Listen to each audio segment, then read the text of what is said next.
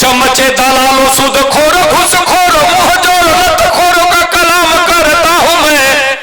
ये हमारे समाज के आदरणीय लोग हैं। ये न रहे तो हमारा समाज छिन्न भिन्न हो जाए। कि चमचे दलालों सूदखोरों घूसखोरों मुंहजोरों लतखोरों का कलाम करता हूं मैं। और दुष्ट बेईमान नीच मूर्खों के साथ साथ जूता चप्पल चोरों को सलाम करता हूं मैं। उल्लू और गधा हो या बैलों को बार बार लगातार याद हर शाम करता हूं मैं। और जितने घोटालेबाज चालबाज धोखेबाज सबको नमन सरेआम करता हूं मैं। क्या बात है। और गुंडे मुछ मुंडे असल में अभी इनकी तादाद बढ़ने लगी है। कैसे कहे अध्यक्ष जी से लेके हमारे प्रत्यक्ष जी तक और ये समकक्ष जी तक, जब सब के सब वही है। खतरा यहां भी है, नीचे भी खतरा है। अब पहले होता था जिनके बाबा पिताजी नहीं होते थे वो मूछ मुड़ाते थे, अब जिनके दादा जिंदा है वो भी मुड़ा ले रहा है। संकट खड़ी दे करके मैंने कुछ लोगों को छूट दे दिया, जैसे डॉक्टर, मास्टर, नेता, अभिनेता, पुलिस, पत्रकार, छात्र या छक्का। ये लोग मूछ विहीन ही अच्छे लगते हैं, बाकी कोई मूछ नहीं रखता। तो मैं कहता हूं कि गुंडे मूछ मुंडे अर्धनारी दुराचारी व्यभिचारियों की वंदना तमाम करता हूं मैं। और प्रेमी बादशाह मेरी कविता गवाह रहे, हास्यव्यंग लिखने का काम करता हूं मैं। वाह भाई वाह साहब जी, वाह, चढ़ा दिया मंच को। और चार पंक्तियां कि सुनिए श्रीमान, मान मेरा जो बढ़ाएंगे तो स्वर्ग में सम्मान बिन मांगे आप पाएंगे। और शुक्रिया के साथ उनके लिए दुआ करेंगे, वाह वाह करेंगे जो तालियां बजाएंगे। और सोने वाले सूरदास पेटुदास खाने वाले जाने वाले यार बार बार पछताएंगे। और दाद के भिखारी आशीर्वाद के पुजारी हम खुद ना हंसेंगे पर आपको हंसाएंगे। वाह भाई। और हंसने की शर्त पर कविता हमारी सुनकर जो हंसेंगे नहीं, गूंगे बहरे पशु या पाषाण कहलाएंगे। देखिए आयोजन समिति को छोड़ के कह रहा हूं, हम लोग का एटीएम में भी फंसा हुआ है। कविता हमारी सुनकर जो हंसेंगे नहीं, गूंगे बहरे पशु या पाषाण कहलाएंगे। और साढ़ भैंसे का जन्म होगा उनका जो आधी कविता के बीच उठ कर जाएंगे। क्या बात है, वाह। और बातचीत शोरगुल करेंगे वो बकरी या भेड़ का ही रूप अकेले जन्म पाएंगे। और पत्नी से मारनी तक खाएंगे वो 5 लात हूट जो करेंगे मुझे मंच से भगाएंगे। ये भी आयोजन समिति पर लागू नहीं होती है बात, इनके ऊपर भी नहीं होती है। जब इनके है ही नहीं तो लत कैसे खाए बेचारे, हमारी पत्नी के तो रात खाएंगे नहीं। और सज्जनों अब थोड़ा थोड़ा माहौल बन रहा है, अच्छा लग रहा है। स्वागत अभी आए तो तमाम लोग आए, प्यार मोहब्बत ऐसे वैसे क्या क्या हम सब हो रहा है भाई। सब मतलब की बात, जब भी कोई यार की बातें करता है, इश्क मोहब्बत प्यार की बातें करता है, धोखा झूठ फरेब देकर दुनिया में लगता है बेकार की बातें करता है। क्या बात है, वाह। स्थितियां विपरीत हो गई हैं। सुनिए 4-4 पंक्तियां मैं भी परोसता हूं, कुछ नौजवान साथी भी बैठे हैं, इन लोगों को हजम नहीं हो रहा था ये सब गीत जो लोग सुन रहे हैं, कुछ सर के ऊपर से बात निकल जा रही थी। मैं समझ रहा हूं कि पीड़ा को। 4-4 पंक्तियां पढ़ता हूं, सुनिए। सुना है इश्क में गड्ढे भी सूखी घास खाते हैं। सुना है इश्क में गड्ढे भी सूखी घास खाते हैं, वो पागल लोग हैं जो प्यार में सल्फास खाते हैं। क्या बात है। सुना है इश्क में गड्ढे भी सूखी घास खाते हैं, वो पागल लोग हैं जो प्यार में सल्फास खाते हैं। और मोहल्ले में हमारे एक आशिक है 72 के, रजाई ओढ़कर बादाम च्यवनप्राश खाते हैं। वाह वाह वाह, क्या बात है, क्या मोहल्ला आपका है। 4 पंक्तियां और सुन लीजिए, बिल्कुल नई पंक्तियां सुनिए। मुसीबत में खुद को फंसाने से पहले, मुसीबत में खुद को फंसाने से पहले न छीको कभी मुंह बाने से पहले। मुसीबत में खुद को फंसाने से पहले न छिड़को कभी मुंह बाने से पहले। हसीनों की गलियों में जाओ मियां, और चिल्लाओ नहीं लात खाने से पहले। इसी गोत्र की 4 पंक्तियां और सुन लीजिए। क्या बात है। अगर इश्क है तो रिस्क उठाना ही पड़ेगा, अगर इश्क है तो रिस्क उठाना ही पड़ेगा। मासूक से मिलने कहीं जाना ही पड़ेगा, अगर बच गए तो ठीक है, दुनिया की नजर से पकड़े गए तो लात भी खाना ही पड़ेगा। क्या अनुभव आपका बंधु। अच्छा बिल्कुल सही घटना सुनिए 4 पंक्ति में। बिल्कुल हमारे गांव में शराबी उधर से आ रहा था, एक कुतिया बैठी थी पुआल पर, उसके ऊपर उसका पैर पड़ा, कुतिया ने उसे काट लिया। वो बेचारा अपने घर गया, लेकिन सुबह आया देखा तो कुतिया मरी पड़ी थी, मर गई थी। अब यही से 4 पंक्तियां सुनिए, हमारी ताजी है।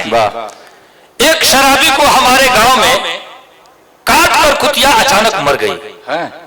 एक शराबी को हमारे गांव में काट कर कुतिया अचानक मर गई। देखकर कुत्ता बहुत रोया, वहां भैंस भी उस बेड़े से डर गई। क्या बात। एक शराबी को हमारे गांव में काट कर कुतिया अचानक मर गई। देखकर कुत्ता बहुत रोया, वहां भैंस भी उस बेवड़े से डर गई। गोलियां खाई थी होम्योपैथ की, सूख करके मुंह वो बिफर गई। बस दवा की गंध से बीबी मेरी 5 जूती मार के नैहर गई। बस दवा की गंध से। 4 पंक्ति और सुन लीजिए। तू इंजन ही रहती मैं डब्बा न होता, तू इंजन ही रहती मैं डब्बा न होता, मोहब्बत में मेरा मुरब्बा न होता, बुरे फंस गया हूं शराफत में वरना तेरे 8 बच्चों का अब्बा न होता। बुरे फंस गया हूं शराफत में। देखिए हम घटित घटनाओं का जिक्र करते हैं ज्यादातर। देखिए एक बार डॉक्टर ईश्वरचंद त्रिपाठी जी थे, आदरणीय पंडित भूषण त्यागी जी, भाई फजियत भाई, हम लोग सब लोग 5-7 कवियों की टोली एक कार्यक्रम से हम लोग लौट रहे थे। अब स्टेशन तक पहुंचे तब तक ट्रेन सरकने लगी थी। बिना टिकट लिए ही हम लोग धड़ाधड़ घुस गए डब्बे में। जाते ही अपना अपना बैग हम लोग फेंके, सीट पर जो बैठते हैं तब तक उधर से जीआरपी वाले, भैया ये लगेज किसने रख दिया रास्ते में? तो आदरणीय ने कह दिया कि सर हम ही लोग का है, लेकिन हम लोग स्टाफ के आदमी हैं। ठीक है बैठिए, कोई बात नहीं, चले गए सब।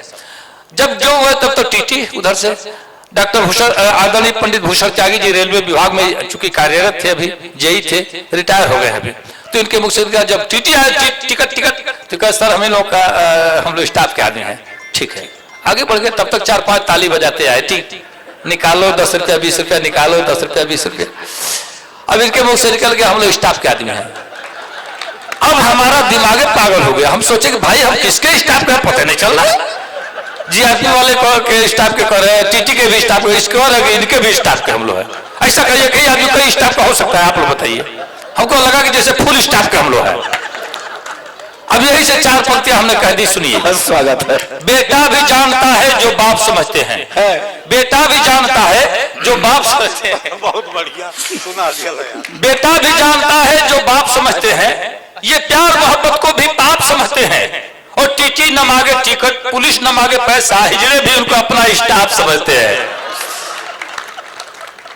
अच्छा देखिए, पहले वो आगे गए, सब डांट करके हम लोगों ने भगा दिया, तो आगे गया, फिर लौट के आया पीछे, तो ये घटना घटित हो गई। अब वहीं से 4 पंक्तियां फिर हमने लिख दी कि पहले उसने पैसा मांगा, उसने से मेरा मतलब समझिएगा, पहले उसने पैसा मांगा, मैंने उसको टाल दिया और चुम्बन लिया गाल का, उसको 10 रुपया तत्काल दिया। जब अपनी जिद पे आ जाएंगे तो लेंगे ही पैसा, चाहे आदरणीय आप हो, चाहे हम हो, चाहे कोई भी हो, विश्वास करिए। हाँ, जो भी पल्ले पड़ गया देना तो है भैया, देना तो है।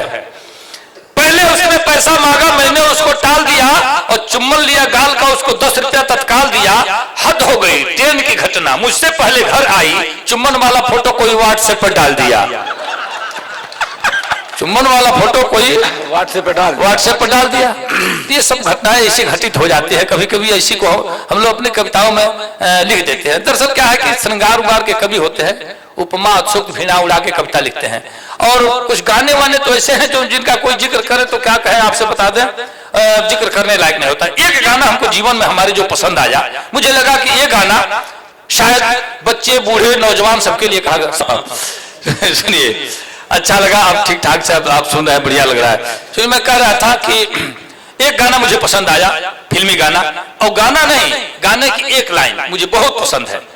मुझे लगा कि जिसने भी लिखा है वो बच्चे बूढ़े नौजवान सबके लिए लिखा है। आप भी सुने होंगे, लेकिन शायद आपने उस पर ध्यान नहीं दिया होगा। एक गाना आया था, नैनों में सपना, सपनों में सजना, आपने सुना है? किसके लिए कहा गया? 5 से 15 साल के बीच के लिए वो सपने देखने का समय होता है। नैनों में सपना 5 से 15 साल के बीच, सपना में सजना 15 से 25 साल के बीच, सजना पे दिल आ गया 25 से 35 वर्ष के बीच। अब बाकी की पूरी जिंदगी तथैया ओ,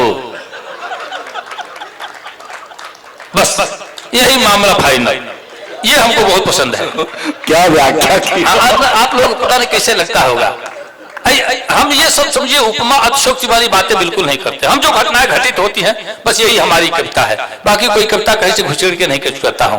एक दो छंद मेरा मन हो रहा है, यहाँ इस पावन प्रांगण में हम लोग उपस्थित हुए हैं, संयोग बस नवरात्र का समय भी चल रहा है, तो हम चाहते हैं कि एक दो छंद समर्पित करूं, फिर वहां से अपनी बात रखूं। भिन्न भिन्न जात वर्ग के लोग यहाँ उपस्थित हैं, संयोग से चुनाव का माहौल भी चल रहा है, और आदरणीय बैठे हैं आदरणीय सूर्य प्रताप शाही जी के घर के पास मेरा घर है, 7 किलोमीटर पर हम लोग हैं वहां से।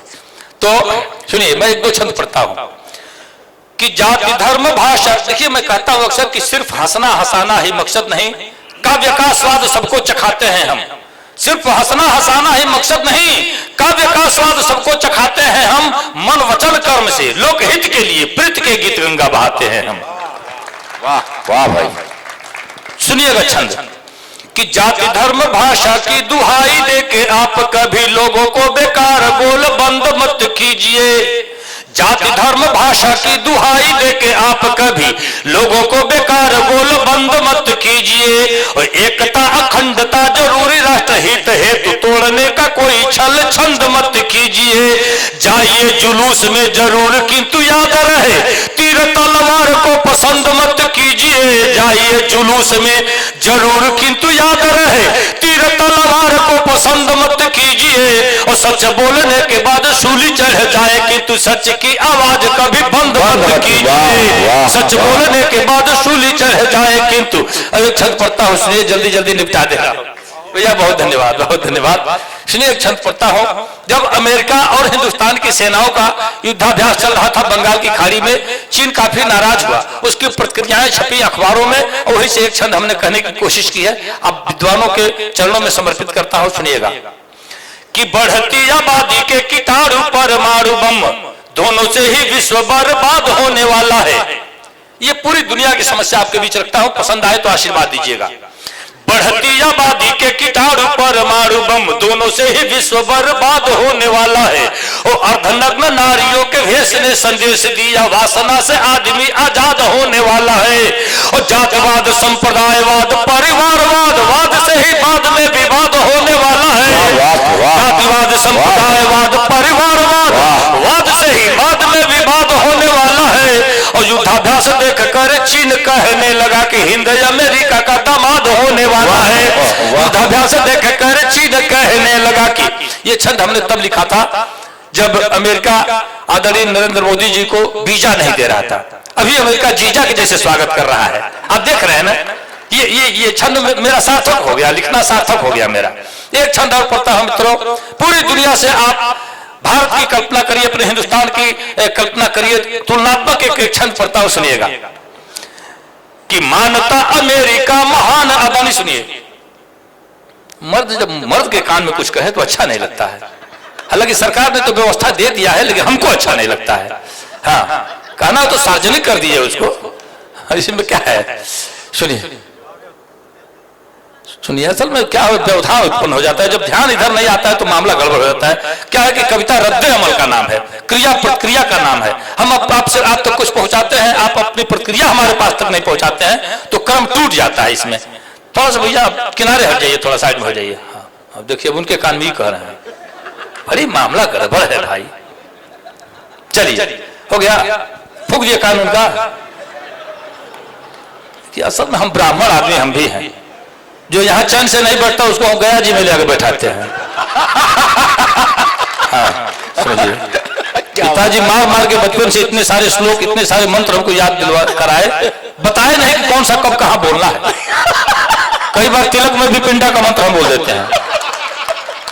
हाँ, वैसे ब्राह्मण हम जब खड़े हैं तो दूसरा बीच में कोई क्यों खड़ा होगा भाई? सही बात है। ज्यादातर तक खड़ा रहेगा तो पाँव भी तो भारी हो जाएगा, संकट है यहाँ। हाँ, सुनिए, मैं छंद पढ़ रहा था, छंद में भूल गया क्या पढ़ रहा था मैं। हाँ, कह रहा था कि सुनिए, तुलनात्मक छंद पढ़ता हूं पूरी दुनिया के। सुनिए, तमाम देशों से तुलना करिए भारत का। कि मानता अमेरिका महान धनवान हूं मैं, डरते हैं दुनिया के लोग टकराने में।